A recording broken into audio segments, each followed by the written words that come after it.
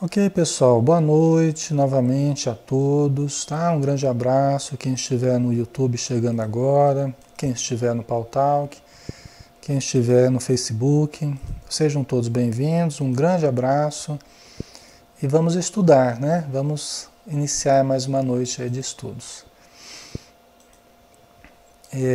Nós temos o chatzinho aqui, né, no Facebook, né, onde os nossos irmãos estão aqui, a Maria, a Rosana, a Nádia, a Andréia, não é? A Tânia também está aqui. Quem estiver participando com a gente aqui, se quiser dar um alôzinho, até para a gente saber que é a Poliana também, né?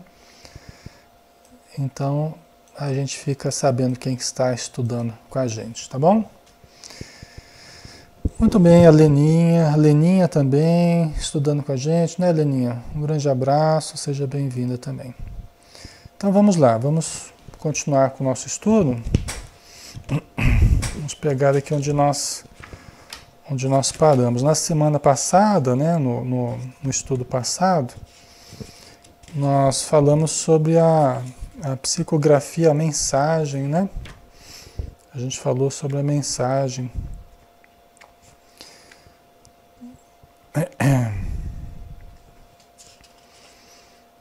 Não é isso? Foi o capítulo 12, né, que a gente fez. Não é isso, Maria? É, né? Foi a mensagem, né? E agora o capítulo 13 do livro Céu Azul, né, da médium Célia Xavier de Camargo, espírito César Augusto Meleiro, tá? Então vamos lá, capítulo 13, atividade socorrista. No último capítulo, César Augusto enviou uma mensagem, né, para os seus pais, através da Célia, né, da minha mãe, e eles foram entregar, né, a mensagem. A minha mãe foi à casa da mãe do César Augusto, né, Vilma? Boa noite, Vilma. Um abraço. Eles foram entregar, a minha mãe foi entregar a mensagem para a dona Elvina, então ele conta tudo como é que foi, né, do ponto de vista espiritual, material, né? Foi bem emocionante, né, pessoal? Então vamos lá.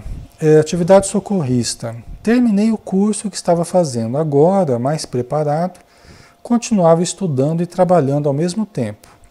Como era do nosso interesse, prosseguíamos participando do grupo de jovens da Sociedade Espírita Maria de Nazaré, afinados com seus ideais. O grupo de jovens, como a gente viu na semana passada, que tinha o nome de Mocidade Espírita Caibar Schutel, né?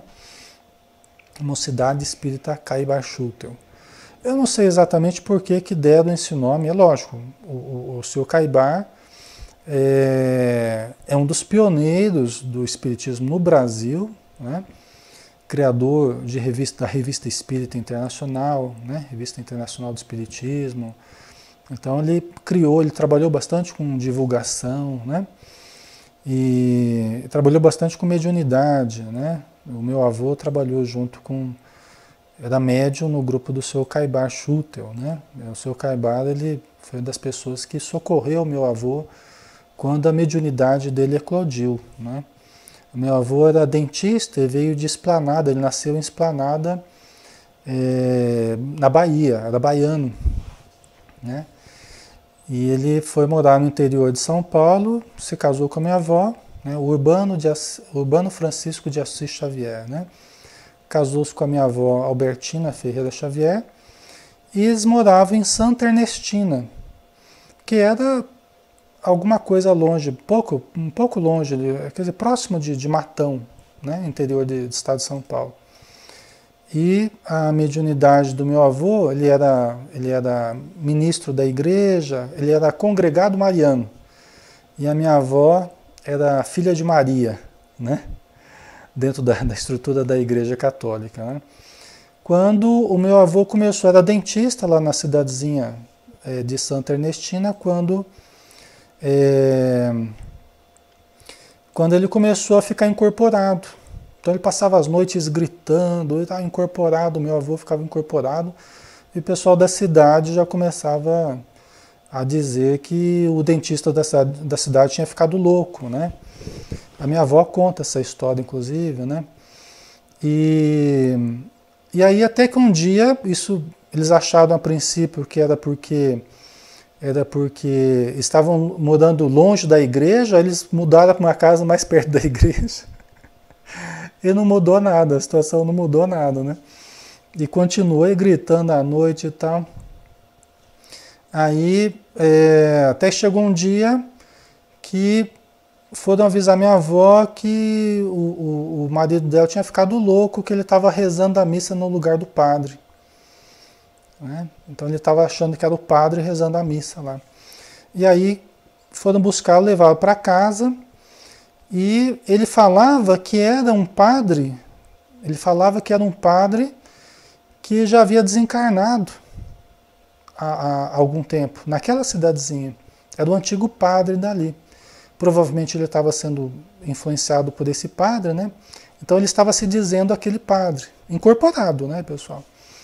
Aí a minha avó começou a conversar com ele, com os espíritos, de que foram 7 espíritos mais ou menos que se comunicaram naquela oportunidade, e a minha avó não entendia nada disso, até que se comunicou um espírito chamado, que a gente conhece, né, desde sempre aí por Pai Jacó, um preto velho, que acalmou ela e começou a conversar, explicar para ela o que estava acontecendo. E e pediu que ela procurasse o seu Caibar Schutel na cidadezinha de Matão. Quer dizer, o espírito orientou ela não conhecia o seu Caibar. O espírito falou para ela, procura o seu Caibar Schutel lá na cidade de Matão. Né? E aí eles foram e o seu Caibar cuidou dele, explicou, orientou e tal. Se tornaram grandes amigos e o meu avô começou a participar então como médium ali nos trabalhos do seu Caibar, né? Inclusive, no final da vida do seu Caibar, o meu avô tinha mediunidade de cura e o meu avô que ia aplicar passas no seu Caibar quando ele estava com problemas de saúde, até que ele veio a desencarnar, né? Então, não sei se por isso, se por essa ligação, eu não sei porquê, mas a mocidade se chamava Mocidade Espírita Caibar Schutel, né? Falei para vocês depois que talvez fosse a nossa ligação com o seu Caibar, né? Eu falei para vocês também que o trabalho na internet, depois eu fiquei sabendo, né? Eles mudaram o nome da Mocidade Espírita para Mocidade Espírita Céu Azul, por causa do livro Céu Azul, né? Mas eu fiquei sabendo através do pessoal do CELD, do Centro Espírita Leon Denis, do Rio de Janeiro, né, que é um centro muito grande, né? Eles falaram que o senhor Caibar Schutel é o patrono das atividades da internet, do espiritismo na internet, hoje em dia, né? Falei, poxa, que interessante, né? A gente continua ligado aí ao seu Caibar, né? Deus abençoe, né? Então, o César fala que ele continuava ligado aos trabalhos. Ele foi se aperfeiçoando, fazendo cursos e tal, mas eles eram muito ligados, os espíritos ligados ao grupo de jovens, né? Da Mocidade Espírita Caibar Schutel. Eu participava, a minha irmã participava, mais velha que eu, meu irmão mais velho que nós também participava, né? Outras pessoas que hoje ainda participam no centro, né? A Viviane Pacheco, o Celso Pedro, né? Então, várias pessoas que frequentavam ali com a gente, né? Diga-se de passagem que essa mocidade espírita era a mesma que eu não quisera frequentar enquanto encarnado, correndo como estava atrás de interesses diversos, esportes e prazeres, né? Então, César, ele fala isso, realmente, a única vez que ele foi lá na mocidade, ele já foi sentindo dor no joelho, né? Ele não quis participar. Acontece, às vezes filho de espíritas, né, tá envolvido com outras coisas, não se afiniza muito com o grupo, sei lá, né? Então não houve muito esse tempo. Embora a gente se conhecesse vagamente, eu era bem mais novo, mas ele tinha um contato ali com meu irmão também, né? Então, agora, contudo, era diferente. Despertada para outras realidades e o esforço daqueles moços em adquirir conhecimentos e procurar a reforma interior nos tocava profundamente. Passamos a colaborar com eles, ajudando-os em tudo o que estivesse ao nosso alcance, estudando juntos e trocando informações, né? Eu comecei nesse grupo da mocidade, eu tinha 9 anos de idade. A mocidade começou em 1979. O centro ele foi criado em 78. Na verdade, o grupo foi criado em 77. A parte física, onde até hoje a gente está, foi construída em 78. A sede, então, é de 78. E a mocidade começou um ano depois, por interesse ali do Dr. Luiz Carlos Pedroso, a Dona Luzita, e também meu pai, né, o Joaquim Norberto de Camargo, eles que foram os iniciadores ali, e foram atraindo os jovens. Eu tinha 9 anos de idade, não, né, mal participava ali, né, porque não tinha evangelização, né, só tinha mocidade espírita, nós não tínhamos crianças ali. Nós é que depois, crescendo, nós fomos estruturando os grupos de evangelização, né? Mas antes não tinha, né? Então a gente ficava lá estudando, pergunta a pergunta do Livro dos Espíritos, né? Às vezes a gente passava a manhã inteira ali, né? Eu lembro que tinha época que a gente começava às 9 horas, ia até próximo do meio-dia, ficava ali às vezes uma pergunta do Livro dos Espíritos, a gente ficava lá conversando, debatendo. Foi um dos momentos mais felizes da minha vida hoje, analisando assim, foi naqueles momentos da mocidade. Foi dos momentos mais felizes que eu guardo recordação. As manhãs de domingo. As manhãs de domingo sempre trago uma lembrança muito, muito grata dessa fase, né? Sempre estudando também André Luiz, Nosso Lar, os Mensageiros, tal, né? O Evangelho sempre também. A gente ficava variando os estudos, tinha época que a gente fazia o ESD também, né? Então foi um período muito rico assim, né? E até depois de casado, já com 20 e alguns anos aí, a gente continua ainda participando com o grupo de pais, né? Ali nos domingos de manhã, né? Então, continuando, deixa eu ver. Também tínhamos outro objetivo, esse mais pessoal. Desejávamos ficar mais perto de nossos familiares. Acho que aqui eu pulei, né?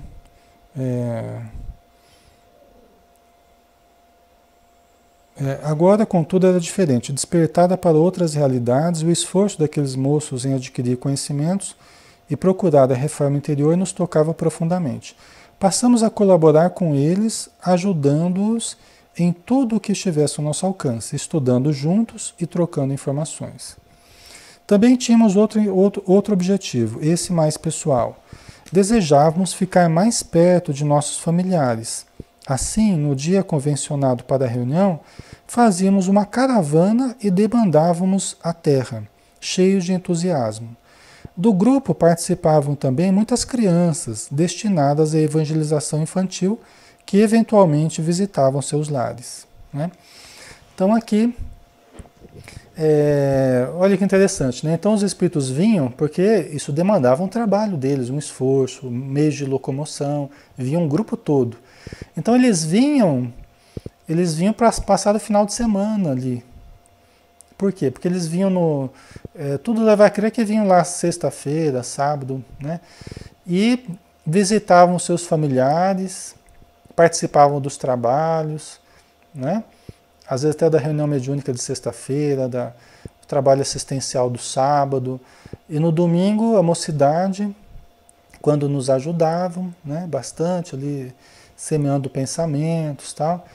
E visitavam os familiares. Nesse final de semana, visitavam os familiares. Então, aproveitavam a viagem de trabalho e também virava um lazer para eles, né? Interessante isso, né? A gente pensar isso, né? O final de semana dos espíritos, né? Hora essa, né? Também são filhos de Deus, né? Ai, ai, né? A Maria aqui.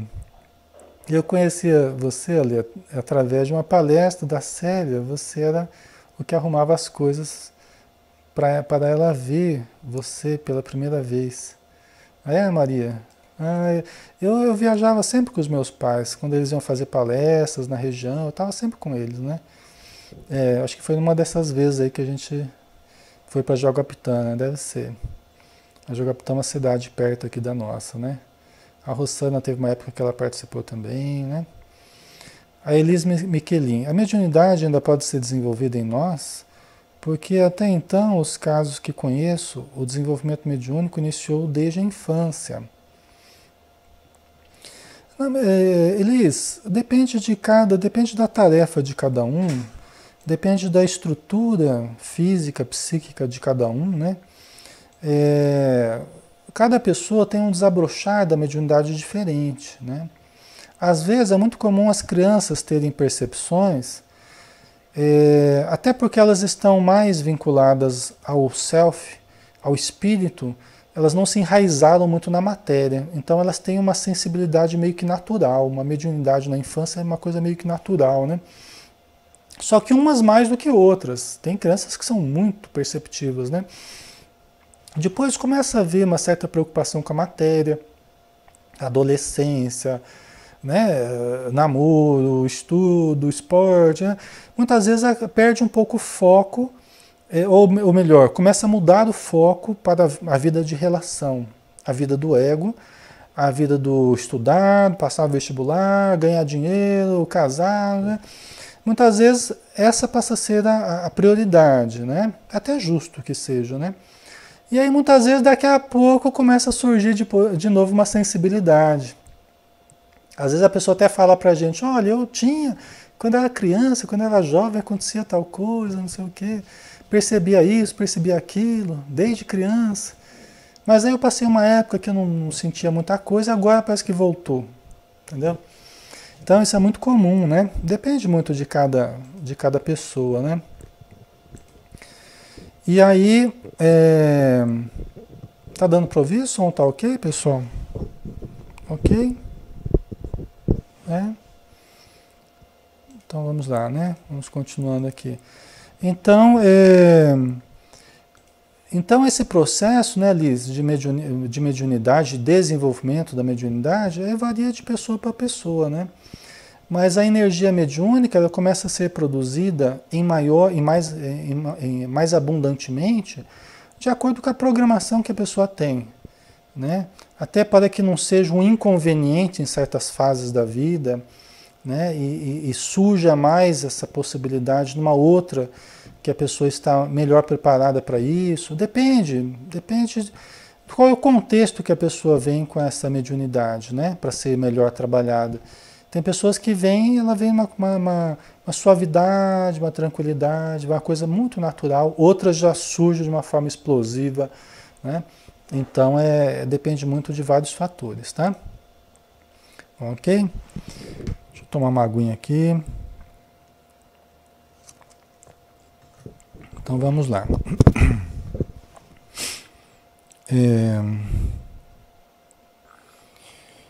Então, no mais, a nossa vida continuava a mesma. Nessa época, eu frequentava o curso Pensamento e Sintonia, auferindo grande aproveitamento. Vez por outra, o nosso grupo era modificado em virtude da saída de alguns integrantes e do ingresso de outros. Porém, com os que ficavam, os laços afetivos tornavam-se cada vez mais apertados, né? Tanto na vida espiritual, né, pessoal? Tanto na vida espiritual, porque alguns reencarnam, né? Outros vão chegando à espiritualidade. Então existe uma rotatividade também nos grupos lá, assim como aqui, né? Aqui no grupo da mocidade, por exemplo, tinha sempre aqueles que permaneciam, né? Mas tinha uma rotatividade natural de pessoas que iam com alguma curiosidade, jovens que iam conhecer, né? Pessoas que estavam precisando, às vezes surgiam, né? Depois melhoravam um pouco, se afastavam. Então, é normal, né? Esses grupos sempre são assim, né? Tem uma certa rotatividade, né? Até em função da descoberta das pessoas. Esse período da juventude é um período de muita insegurança, né? A gente não tem uma profissão direita, a gente não tem uma família nossa, né? A gente vive na família que a gente cresceu, mas não temos ainda vínculos afetivos já seguros, né? Então é um período todo de muita mudança. Às vezes a pessoa vai morar em outro lugar, vai estudar em outro lugar. Então acontecem muitas coisas aí, né? Mas vamos lá. Afeiçoara-me de modo especial a Marcelo, Eduardo e a doce Sheila, que a cada dia me cativava mais. Né? Quer dizer, algumas pessoas lá no plano espiritual, porque também lá existe essa questão da afeição, da simpatia, né, pessoal? É como aqui. Tem pessoas com as quais a gente se sintoniza muito facilmente, cria vínculos muito, muito interessantes, muito positivos, né? Muito gratificantes, ao longo de muitos anos. Lá no plano espiritual também, né? Porque essas simpatias, diz até o André Luiz, né? Na verdade, um dos instrutores do André Luiz, ele diz que frequentemente, não raro, a simples simpatia é resultado de séculos. O que a gente acha que é simples simpatia, frequentemente é resultado de séculos. Né? É que a gente acha que é apenas simpatia, né? Gostei de fulano, parece que eu já conheço, faz tempo, né? Mas é porque provavelmente nós já estruturamos uma identificação, uma convivência ao longo de séculos, né? Nem sempre acertando, nem sempre errando, mas convivendo, né? Aí chega aqui a gente se reconhece, né? A gente se aproxima, existe uma afinidade, né? Um dia recebemos uma comunicação urgente de nosso orientador. Era uma emergência. Eduardo, Marcelo e eu atendemos com presteza. Sheila estava afastada do grupo nessa ocasião, cumprindo um estágio em outro local de atendimento, para o qual se candidatara. Né? Então, essa emergência que o César, junto com o Eduardo e o Marcelo, foram atender. Vamos ver que emergência que é essa. A Sheila estava fazendo estágio num outro lugar, né? Aprendendo aí em outro lugar, né? Logo estávamos a caminho da crosta planetária. Mateus informou apenas que era alguém necessitado de atendimento, sem maiores detalhes, uma vez que, imbuídos do sincero desejo de prestar socorro, não nos interessava saber a identidade do assistido. Percebi que nos encaminhávamos para a minha cidade. Chegamos rapidamente ao local. Quer dizer, o Mateus não falou nada quem que era, só falava que era um necessitado. E eles vieram para Rolândia, para a nossa cidade aqui, a cidade do César. Né? O César percebeu que eles estavam vindo para cá. Né? Do alto vimos que numa avenida central ocorria naquele instante um acidente de graves consequências. Alertados vibratoriamente para o desastre que estava para acontecer, nossos maiores já haviam providenciado o socorro necessário. Você vê que coisa, né? Eles receberam um alerta e chegaram lá e estava ocorrendo o acidente. Você vê que coisa, né? Eles chegaram lá e estava ocorrendo o acidente. Né? Ocorria naquele instante um acidente de graves consequências. Né? Por isso que eles nos ajudam frequentemente, né? Quando não é para ocorrer certa coisa, já ocorreu acidentes na nossa família e conhecidos, a gente sabe que os espíritos intervêm quando não é para tal pessoa desencarnar, quando não é, a pessoa tem uma tarefa às vezes para realizar importante, não é para acontecer. E às vezes a imprevidência de alguém acaba criando, às vezes da própria pessoa acaba criando uma situação ali, dependendo dos méritos que ela tenha, dependendo da necessidade dela permanecer, os espíritos chegam antes que aconteça o acidente e conseguem fazer verdadeiros fenômenos que depois nem os laudos da polícia eles não conseguem entender o que aconteceu no acidente. Né? A gente já viu situação assim, na nossa família mesmo, mais de uma vez a gente já viu isso.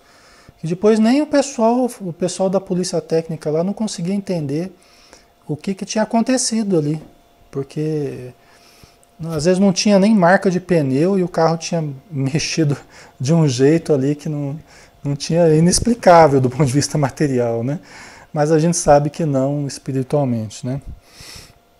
Então, eles chegaram lá, né? E foram para ajudar, né, alertados vibratoriamente para o desastre que estava para acontecer. Nossos maiores já haviam providenciado o socorro necessário. Uma moto colidira com um carro que atravessava a via preferencial. E o jovem ocupante da moto foi arremessado de encontro a um poste de concreto que conduzia a rede elétrica, batendo a cabeça, né?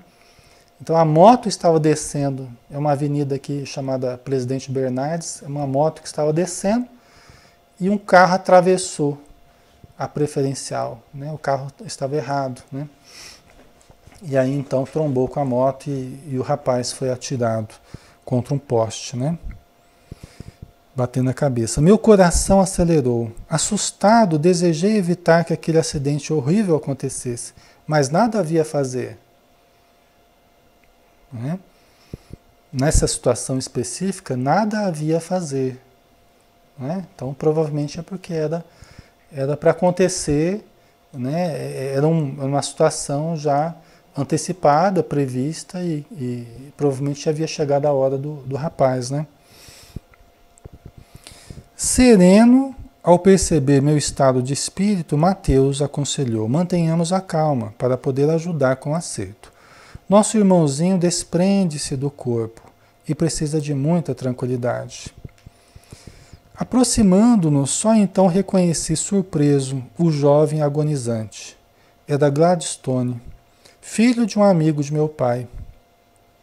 Esse Gladstone era meu amigo. O Gladstone, a gente cresceu juntos, ele morava uma quadra de casa, era um amigo daqueles que a gente pegava a bicicleta e ia andar pelas fazendas lá. Hoje eu vejo meu filho fazer isso também com os amigos dele, né? Vai andar pelas trilhas, fazendas, e, né, fica a tarde inteira lá, volta tudo sujo e tal. E era desses amigos que eu tinha, né, junto com outros. Estudava na mesma classe que eu, no Colégio Roland, né? Então era uma pessoa, o pai dele trabalhava no Banco do Brasil, assim como o meu. Então a gente era amigo também da ABB, que a gente frequentava, piscina, futebol, a gente estava sempre junto, né? O Gladstone. Nessa época a gente não estava tão próximo, né? Mas era alguém que eu conhecia muito bem, né? E o pai dele muito amigo do meu pai, né? Então cresci conhecendo a família dele e tudo, né? Atraídos pelo barulho da colisão, os populares começavam a se juntar e a zoeira era cada vez maior no plano físico. Na espiritualidade, contudo, inúmeros mensageiros do bem apresentavam-se na atividade socorrista. Notei entidades que, por certo, eram parentes do rapaz, né? As entidades estavam ali para ajudar também, algumas parentes do Gladstone, né? Inclusive o pai dele faleceu há pouco tempo. Acho que não deu um ano ainda, se eu não me engano, o pai do Gladstone, o Lioge, né, está na vida espiritual, era participante da nossa casa espírita, palestrante, né? Então, uma pessoa muito boa, também faleceu há pouco tempo, né, o pai dele. Deve estar lá junto com ele agora, né? O espírito do acidentado, em virtude da pancada na cabeça, encontrava-se desmaiado.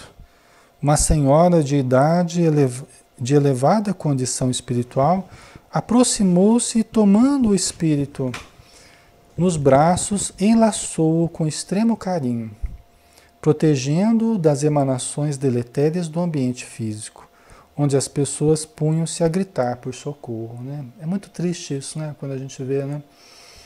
É muito triste essa situação toda, né? A população ali, ninguém sabe o que faz às vezes, né? É uma situação difícil até de ver, é chocante, né? Dependendo do acidente, né?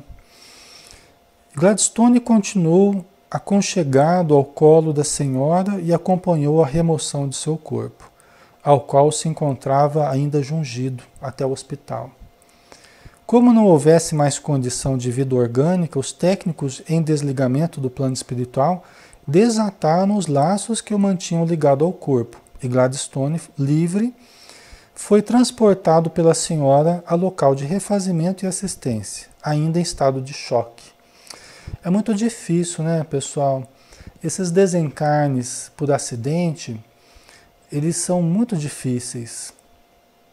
São muito difíceis. É lógico que sempre depende da condição de cada um, né, Vilma? Sempre depende, né, Nádia, da condição de cada um. Condição de conhecimento, de moralidade, de méritos, de evolução, né, de modo geral. Mas é difícil porque a pessoa é lançada para a vida espiritual de uma vez, né? Não tem aquela preparação da doença terminal, né? Não tem aquele momento, aquela reflexão profunda, a morte vai se aproximando, né? Então não tem essa preparação. Imagina, ainda mais para um jovem. Eu não lembro agora exatamente que idade ele tinha, mas ele devia ter uns 17 anos, talvez, 18, eu não lembro. Quando aconteceu o acidente, eu não lembro quanto ele tinha, não lembro. Né? Mas é de uma vez, né? É de uma vez. A pessoa, aquele choque, né? É jogado para a vida espiritual sem preparo algum. E cheio de vitalidade, cheio de sonhos, namorada, né?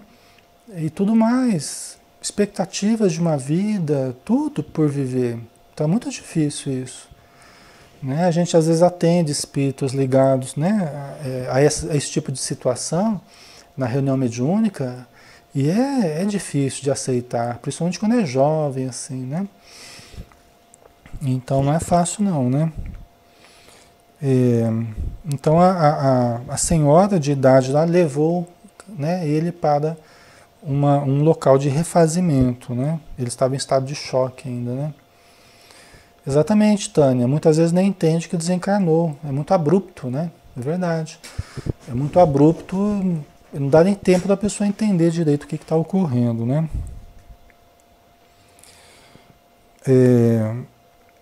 Era a primeira vez que eu participava de uma atividade socorrista desse gênero. Normalmente, minha tarefa iniciava-se quando o recém-desencarnado já estava internado no hospital, recebendo atendimento e em franca recuperação. Né? Então, o César tinha ajudado já alguns casos, mas quando ele já estava em recuperação, né? Não pegava no começo e muito menos na hora do acidente. Então, foi uma coisa nova para o César também, né? Foi uma experiência dolorosa, porém muito instrutiva. Nesse caso, nossa tarefa consistiu em auxiliarmos os familiares e amigos que, avisados, sofriam as dores da terrível perda. Imagina, né? A Dona Ivete, que era a mãe do Gladstone, seu Lioge. Dona Ivete sofreu muito, né? Hoje é uma trabalhadora ativa no Centro Espírita União. O Lioge trabalhou também, né, essas últimas décadas aí no espiritismo e se tornaram espíritas após esse fato, né? Então, graças a Deus, eles acabaram encontrando consolo na doutrina espírita. Graças à ajuda da Dona Luzita também, do Centro Espírita União, que foi uma das fundadoras ali de Maria de Nazaré também, ela e o Dr. Luiz Carlos Pedroso, já na espiritualidade, tá?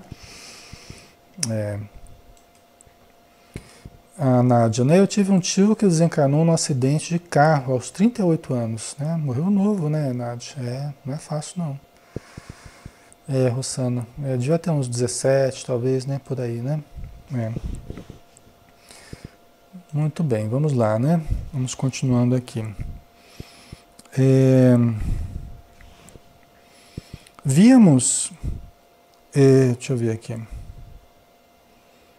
Então eles ajudavam os familiares, né?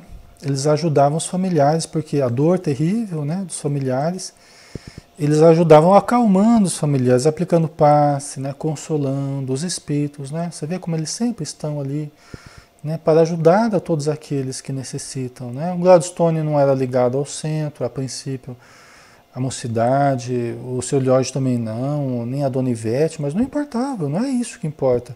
Os espíritos ajudam pessoas de quaisquer credos, né? E todo necessitado, né, é auxiliado na medida do possível, né? Então ele foi auxiliado. Você veja aqui, né? Aqui fica bem claro, né, que não tem nada a ver com ser espírita ou não ser espírita, ou ter ligação com o centro ou não ter. É um ser humano, né? Os espíritos buscam os corações de boa vontade, né? E ajudam, né? Todos aqueles que necessitam.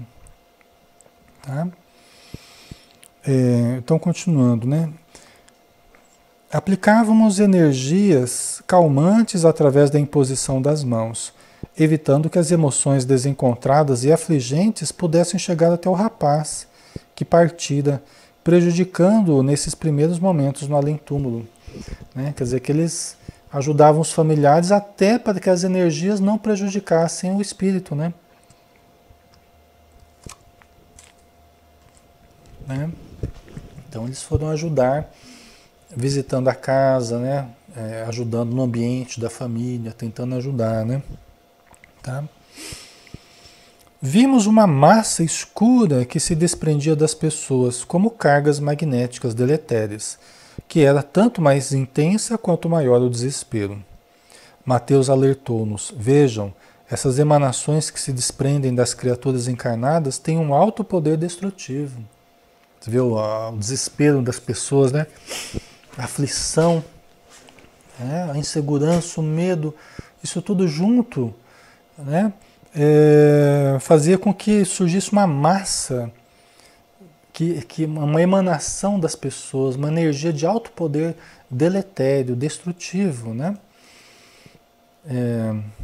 A Rossana, nossa, foi uma comoção na cidade toda. Sim, ele é uma pessoa muito querida, o Gladstone, né? Pessoa muito inteligente, muito capaz, né? Muito amigável, assim, alegre, né? A gente se divertia muito, assim, né? Então, é uma pessoa bem bacana o Gladstone, né? Tenho boas recordações, né? A Vilma dizendo aqui, a prece é o mais belo dos diálogos, né? O mais íntimo, o mais simples e ao mesmo tempo o mais sublime nessas situações, né? Exatamente, a prece, né? Tanto dos espíritos quanto dos encarnados que estão ali para ajudar, é o recurso que dissolve essas energias deletérias, né? Isso é muito importante. Então, necessário se faz neutralizá-las para que não atinjam o espírito desencarnado, cuja situação é extremamente delicada nas primeiras horas. Apressemo-nos. Dessa forma, trabalhando ativamente, coadjuvados por outros servidores do bem, conseguimos evitar que Gladstone fosse atingido pelos pensamentos em desalinho de todos aqueles que o amavam e que estavam sentindo a sua perda. Assim, introjetamos ideias de paz, serenidade, consolo e esperança em seus corações. Né?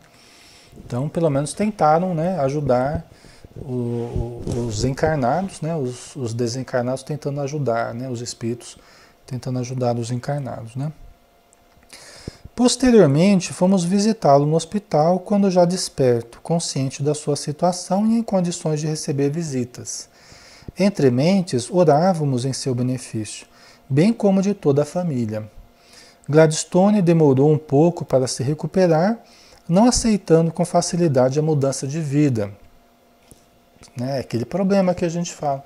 Às vezes a pessoa fica tão revoltada, fica tão indignada e quer voltar, e quer voltar, e quer voltar, e não tem jeito, não pode ser verdade e tal.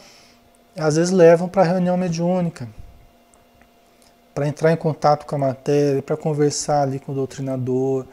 Porque às vezes essa energia dos encarnados, esse choque anímico, faz com que o espírito ele sinta, ele se recompõe um pouco, até perispiritualmente, e receba o carinho dos encarnados, ele se apazigua um pouco, ele se acalma um pouco. Em contato com os encarnados, pessoas às vezes até conhecidas dele, né? Então às vezes acontece de precisar. No caso do Gladstone, não sei, acredito que não tenha precisado disso, né? Mas no começo ele demorou um pouco para se recuperar, não aceitando com facilidade a mudança de vida, né?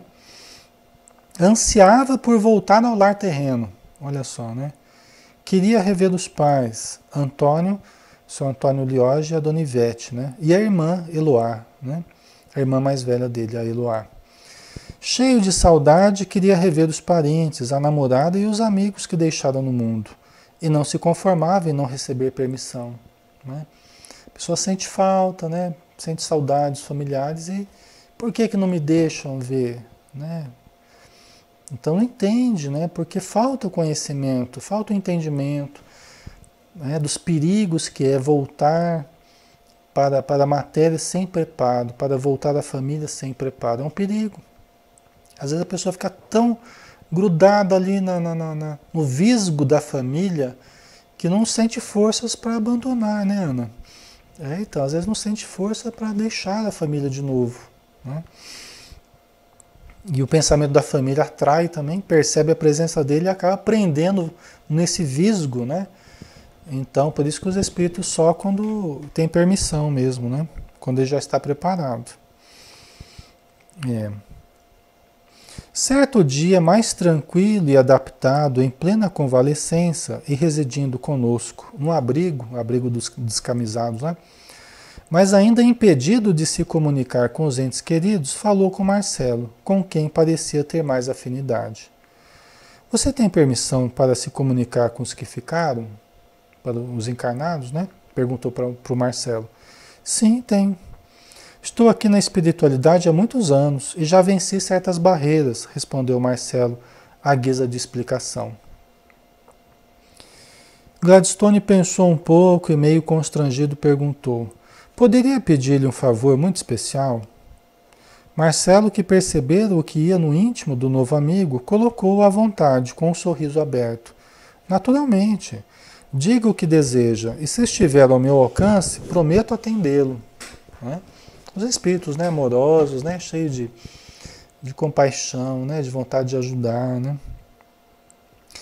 Se você tiver oportunidade, isto é, não sei se é possível, bem, poderia dar um recado aos meus pais? Claro, não é muito fácil, mas acho que posso ajeitar as coisas, com a permissão de nossos superiores. Em caso afirmativo, o que deseja que eu diga a eles? Né? O Marcelo falou, não é fácil, porque a gente sabe que não é assim, né? A gente sabe que não é assim a toda hora.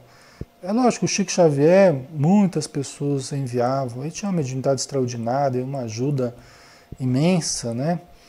E fazia trabalhos públicos, o que é uma das atividades mais difíceis de se fazer. Tanto que ele foi fazer isso só lá muitos anos para frente do trabalho dele, que ele foi fazer esse trabalho de mensagens públicas, abertas assim ao público, né? Porque é um trabalho delicadíssimo. E ainda assim ele chegava a apanhar das pessoas de vez em quando, né? O Chico Xavier, né? Acontecia de tudo naquelas reuniões, né? Porque é um trabalho muito delicado.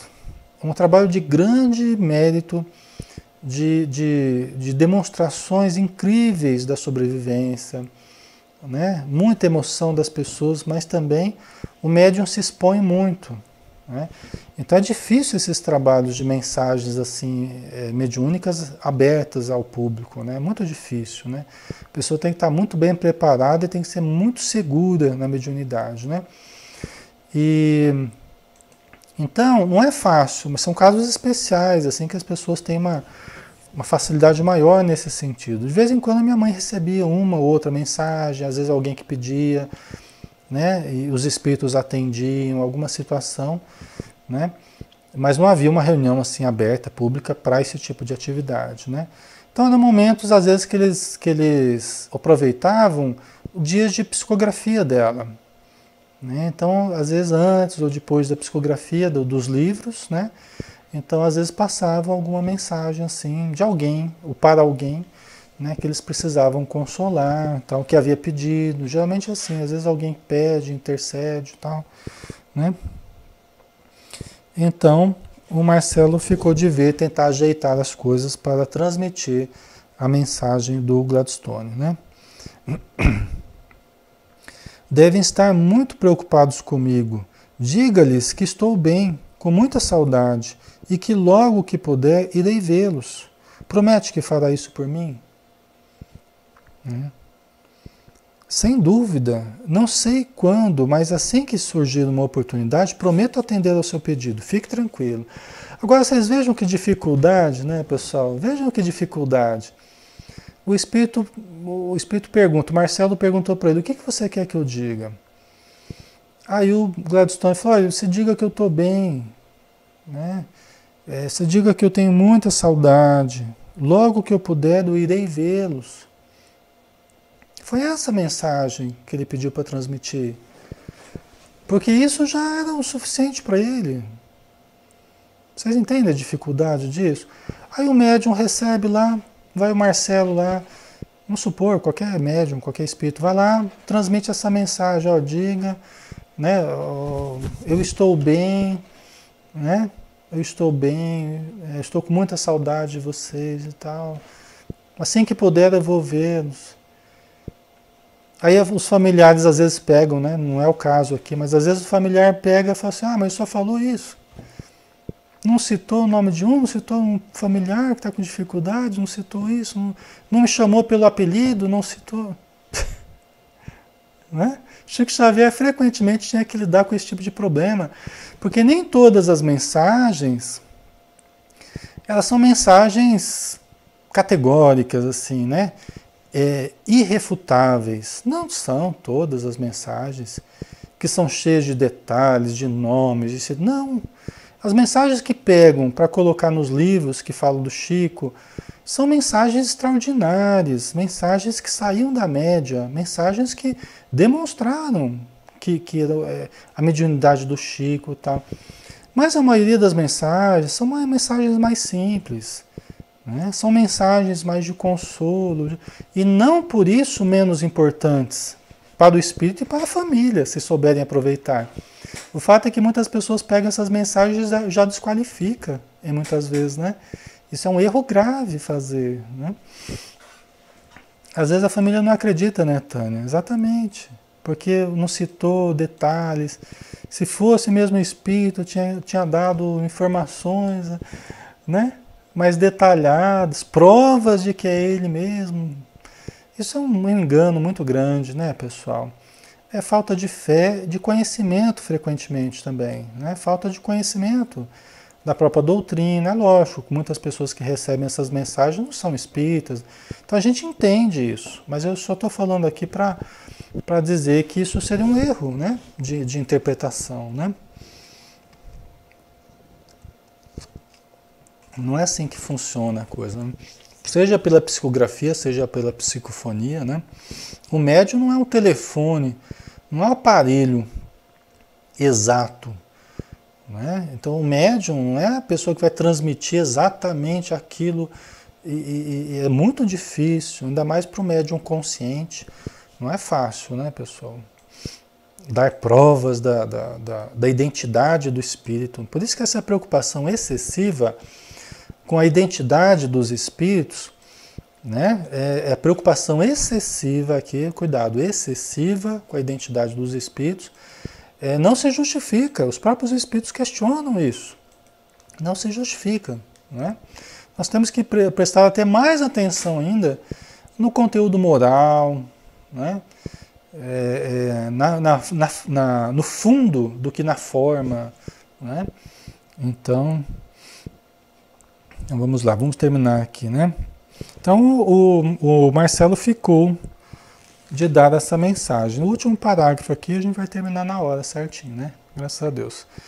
Alguns dias depois, tendo primeiramente obtido a permissão das entidades orientadoras e aproveitando a boa vontade da médium, com a qual mantínhamos contato, Marcelo escreveu uma mensagem endereçada aos pais de Gladstone, que graças a Deus são espíritas e, portanto, acreditam na vida após a morte, cumprindo o que havia prometido e deixando o novo amigo muito feliz e agradecido, né?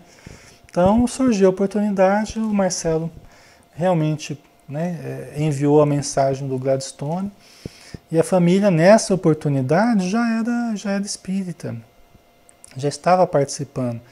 Isso é um fator importante, até facilitador e até mais fácil dos espíritos darem a permissão. Os pais estão trabalhando no bem, estão ajudando, estão estudando, estão vinculados à casa espírita. Isso facilita as coisas, pessoal. A pessoa está participando de reunião mediúnica, né? Eles não participavam, né? Mas muitas vezes é isso da pessoa ser um trabalhador, né? Estar ali na reunião mediúnica, isso torna tudo mais fácil. É muito mais fácil, né? Porque a pessoa está ali ajudando os necessitados na reunião mediúnica, Às vezes não fica ali preocupado em conversar com o familiar, fica preocupado em ajudar. Uma hora ou outra, quando ela menos espera, é como a gente vê acontecer às vezes, quando ela menos espera e aquele familiar se comunica. Né? Aí dá aquela mensagem, aquela emoção, aquela coisa gostosa, né? A experiência que a gente tem tido é essa. Às vezes quando você menos espera, quando aparece o familiar, né? Você não está com aquela ansiedade, nada, você está ali ajudando, aplicando passe. De repente surge aquela comunicação gostosa, né? Conforme o mérito, né, de cada um, conforme a necessidade, conforme a oportunidade, né? Então é assim. A Elis Miquelin dizendo, eu já vi isso nas psicografias públicas do Centro Espírita Irmã Lúcia, onde os espíritos, muito emocionados, não conseguiam escrever ou passar uma mensagem para o interlocutor, né? A Tânia está dizendo aqui, mas o problema de quem fica a duvidar é que perde a oportunidade de se consolar, exatamente. Por isso que cada um, né, Tânia, os espíritos falam, cada um encontra aquilo que busca. Né? Cada um encontra aquilo que busca. Né? A pessoa que busca consolação, né, a gente vai ter conforme a nossa busca. Né? A pessoa que busca consolação, com o coração aberto, ela encontra. Né? A pessoa que vai fechada a isso, acaba se tornando fechada ao consolo. O que ela acaba encontrando é nada. Né? A pessoa que vai vazia de sentimentos, vai vazia de entendimento, né? E de fé, ela acaba não encontrando nada também, né? Infelizmente, né? Mas faz parte, é aprendizado da vida, né? É aprendizado da vida. A Tânia, foi como ocorreu comigo, quase desencarno de tanta emoção. Isso não vai ser bom, né, Tânia? Antes da hora não, né? Então é isso, pessoal. Nós acabamos aqui esse capítulo 13, né? Graças a Deus, com muito proveito, né, para todos nós. E semana que vem a gente fala então do capítulo 14, um novo projeto, né? Que nós vamos ver daqui a sequência que o César nos traz, tá bom?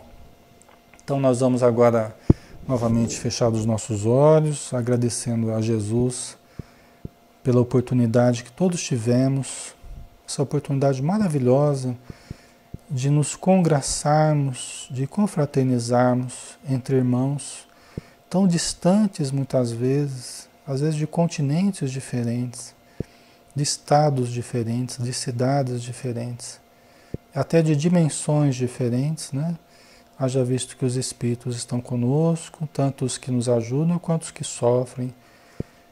Então, Senhor, é uma oportunidade abençoada, como sempre, que nós temos que agradecer de mãos ao alto as bênçãos que jorram sobre nós, bênçãos essas que nós nunca pagaremos, nós nunca saldaremos as nossas dívidas para contigo e para com o Deus, nosso Criador.